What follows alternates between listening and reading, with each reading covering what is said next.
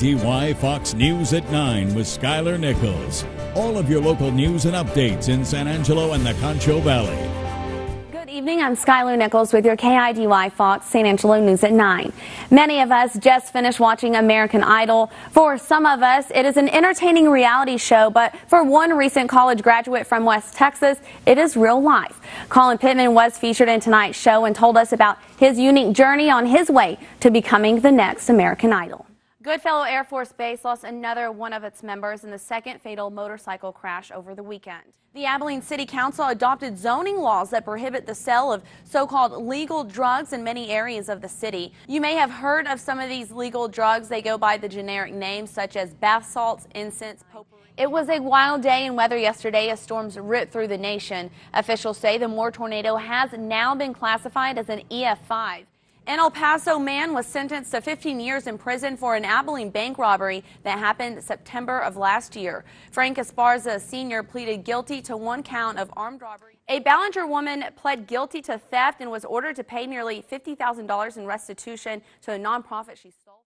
The murder trial is underway here at the Tom Green County Courthouse for accused killer James Winchester. Now, he is being charged with murder, and he is accused of killing Kim Burton back in March 18th of 2008. Schools who have implemented the Guardian program are now able to carry guns on campus to be better prepared for an active shooter situation. Just this week, SAPD met with officials from the city for several hours to discuss possible solutions to raise the salary. SAPD says they need salaries to increase to provide better service to our community. We are well into the murder trial of James Winchester. For some of you that haven't been following along, Winchester is accused of killing Kim Burton in her home in 2008.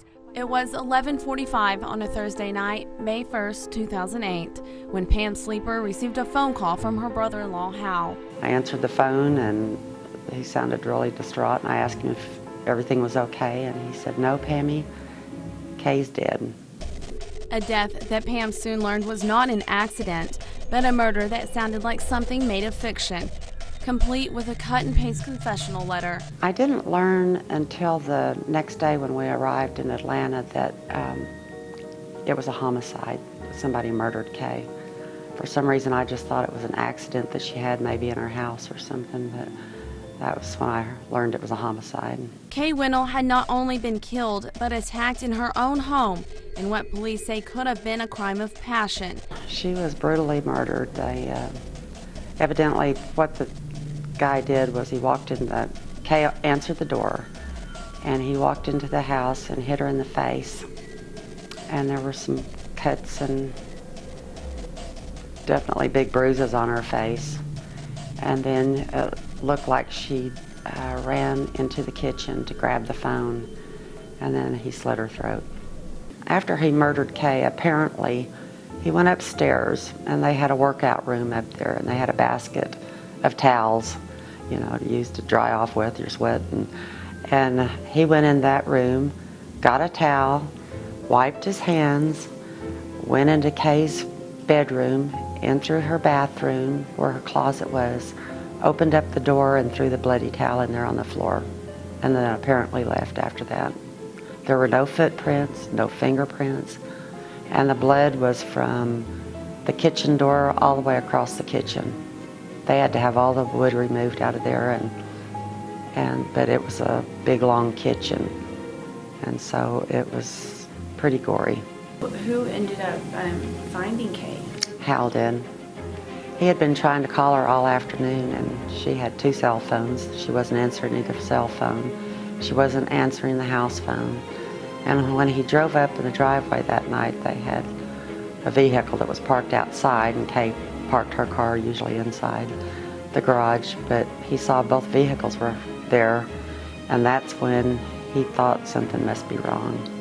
And as soon as he opened up the garage door going into the kitchen, she was laying face down.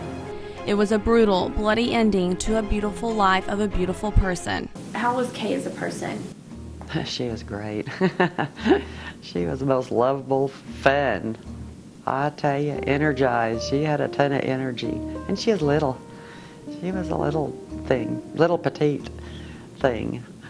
And she was just a lot of fun. You know, like I said, she'd light up every room she ever walked into. It wasn't until this letter became public that sparked an interest in the case again. Police originally received this letter from the killer 2 months after Kay's death, but only told Pam and her husband, and they told them not to say a word. From Duck Dynasty and his family were together for the first time, speaking to a crowd of thousands. But before he hit the stage, I had a chance to talk to him about faith, family, and fame. Well, I guess I'm a lot more recognized now. It's hard to walk through without being noticed, but that just means that a lot of people watch the show and they like it, so I'll take it. Texas Attorney General Greg Abbott is vying for the Republican gubernatorial nomination. He's been making his way around the state talking to voters about his stance on Texas's top issues. We have several issues that are so important front and center in the state. Now for today, the forensics part of the testimony has wrapped up. Tomorrow, we're going to hear more from the state's witnesses, so we'll have more coverage for you tomorrow night. Skyler Nichols, KIDY, Fox News First.